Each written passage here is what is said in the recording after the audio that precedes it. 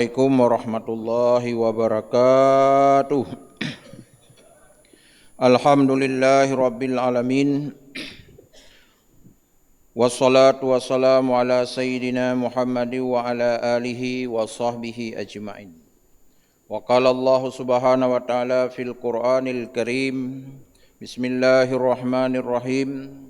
Ya ayyuhalladzina amanu in ja'akum fasikum binaba'in fatabayyanu an tusibu qauman bijahalatin fatusbihu ala ma fa'altum nadimin. Sadaqallahul azim. Kaum muslimin dan muslimat sedang jamaah zuhur yang dimuliakan Allah, baiklah sambil kita niat iktikaf. Kembali kita orang beriman dalam setiap sikap tindakan yang kita lakukan tentu harus memiliki sumber. Sumber kita adalah Al-Quran dan As-Sunnah. Maka dalam Al-Quran, dalam surat Al-Hujarat ayat 6, Allah berfirman tentang sistem informasi di dalam Al-Quran. Hal ini kita berbicara, ini ada banyak kaitan hari ini dengan berita hawa, share ke share, berita demi berita. Lalu bagaimana Islam Al-Quran menjawab tentang sistem berita ini agar tidak jadi sebuah penyesalan kemudian hari. Inilah jawaban Al-Quran di dalam surat Al-Hujarat ayat 6. Ya ayyuhalladzina amanu, wahai orang-orang yang beriman, apabila datang kepadamu satu berita, fatabayyanu, tugas anda meneliti lebih dahulu, memeriksa lebih dahulu dari mana berita itu, siapa yang men-share-nya, siapa yang menguploadkannya, siapa sumber beritanya. Untuk apa? An tusibu qauman bijahalatin, agar tidak menjadi sebuah kecelakaan bagi kaum yang lain, bagi orang-orang yang lain. Karena Islam mengajar kita man salimal muslimuna min lisani wa yadih. Muslim yang baik itu tidak menyakiti orang, baik dengan lidahnya, perbuatannya. Hari ini kalau kita pertajam dengan ketikan-ketikannya di dunia maya. Oleh karenanya sebuah berita di dalam definisi ilmu logika, berita itu adalah mahtamala sidqa lizzatihi jara bainahumam qadiyatan wal khabara. Setiap berita itu mengandung dua sisi kebenarannya. 50% pada kebenaran, 50% pada kesalahan. Jadi oleh karenanya untuk mengukur ini berita benar dan salah tentu butuh indikasi, butuh kriteria. Oleh siapa, untuk apa, dalam kondisi apa dia berbicara. Ini umat Islam itu harus jeli agar kita tidak bertengkar, tidak timbul hasud, dengki dan domba di dalam sebuah kehidupan berbangsa dan bernegara. Indonesia adalah negara yang sangat majmuk, yang di situ ada konsep Bhinneka Tunggal Ika, di dalamnya dijaga persatuan Indonesia. Kalimat dan berita adalah salah satu penyebab membuat orang pecah belah, membuat orang bertengkar, membuat orang buat anarkis, disebabkan berita-berita. Oleh karenanya, Muslim telah memberikan prinsip dasar dalam Al-Quran. Berita ini jangan kita langsung kita telan. Ke nurung Aceh, wati tapajuh baik langsung ta'un. Ta cep-cep ilai. Nyo fit ke ubat pu fit racun. Mameh pumasin, ta cep-cep ilai baik ilai langsung ta'un. Itulah Islam memberikan jawaban kepada umatnya agar tidak salah dalam memilih konsep kehidupannya, karena Al-Quran merupakan huda linnas. Termasuk berita-berita misalnya, hari ini orang bermain di dunia maya, dia klik umpama dakwah. Dakwah bukan hanya umat Muslim, orang Kristen juga berdakwah, Katolik juga berdakwah. Ketika kita klik dakwah judulnya, masuklah di dalamnya keluar berita-berita. Ini mungkin dari Injil, Injil Barnabas, Injil Lukas, Injil Matius, Injil Yohanes, Injil Imamat dan seterusnya. Kita salah pilih akhirnya kekeliruan. apalagi menyangkut dengan eksistensi Tuhan, hakikat Tuhan ini akan keliru. Inilah 25 nanti hari Senin kan libur kita. Kenapa libur hari Natal? Benar enggak hari Natal itu 25 hari kelahiran Yesus? Itu Injil mana? Di dalam perdebatan majelis gereja juga berbeda-beda. Sehingga ketika orang menyebutkan selamat Natal, di dalam keyakinan orang-orang Kristiani, itu disebutlah di dalam Injil Yohanesnya pasal 1 ayat 3. Mula-mula Yesus itu bukan firman, kemudian menjadi firman, bersama-sama menjadi firman. Maknanya apa? Yesus itu bukan Tuhan, kemudian baru dijadikan Tuhan.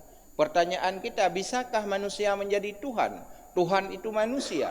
Tentu tidak. Berita mana ini? Siapa yang mengatakan Yesus itu anak Tuhan? Bukan firman Tuhan. Itu hanya perkataan rahib. Nah, kita buktikan dengan ayat surat Taubah ayat 30-31. Wa qalatil yahudi Uzair ibnullah wa qalatin nasara Isa ibnullah. Yahudi berkata Isa adalah Uzair anak Tuhan. Nasrani berkata Isa anak Tuhan. Tapi ingat, kata Allah, perkataan ini bukan dari firman Tuhan, hanya perkataan rahib. Itulah di ayat berikutnya Allah tegaskan, wattakhadhu ahbarahum wa ruhbanahum arbabam min dunillah. Maka ketika ada berita kita teliti dari mana? Disinilah dalam Injil Barnabas umpamanya, tidak disebut Yesus itu Tuhan, tidak disebut anak Tuhan. Yesus adalah sebagai putra Maryam, sebagai Rasul Allah. Karena beritanya salah, akhirnya dikembangkan. Disinilah para rahib mengembangkan sayap Injilnya. Lahirlah Injil Yohanes. Dari sekian banyaknya Injil, 73 Injil, lahirlah Injil Yohanes. Itu adalah berita para rahib, para pendeta. Islam harus mencari informasi yang benar agar tidak salah dalam beriktikad, bertindak dan bersikap. Seterusnya berita hari ini terus berkembang. Tentu kubu A dengan kubu B masing-masing menjual beritanya. Bagaimana ini jika berita hoak mengakibatkan rugi orang lain?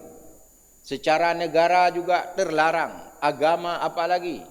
Islam tidak membenarkan memberitakan berita-berita hoak, berita yang tidak benar sumbernya.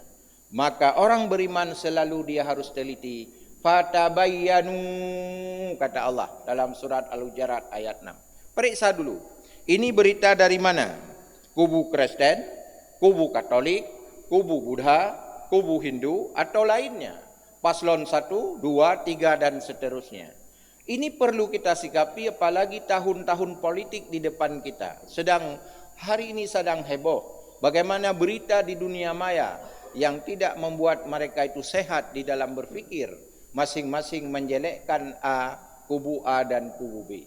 Inilah mukmin yang baik selalu mengambil sikap jalan tengahnya.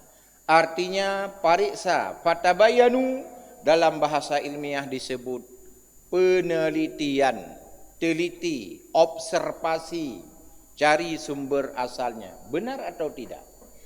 Maka dari sinilah kemudian ketika salah berita, kenapa Injil muncul dari 73 Injil? Dua kubu Kristen, Katolik dan Protestan. Itu disebabkan salah berita. Ada menyatakan Yesus telah ditangkap, padahal yang mengajar Yesus dia tidak mengenal Isa Al-Masih itu sebagai Yesus. Lalu berita satu lagi mengatakan Yesus tidak ditangkap, Yesus tidak disalib. Maka dalam Injil coba kita lihat sebagai fakta sejarah. Katolik mengatakan wafat Isa Al-Masih Yesus Kristus. Sedangkan Protestan mengatakan tidak. Isa tidak disalib, Isa tidak dibunuh, tapi mereka dinaikkan oleh Allah ke alam sisinya. Di dalam Al-Quran Allah jawab, siapakah Isa itu? Siapakah yang disalib itu?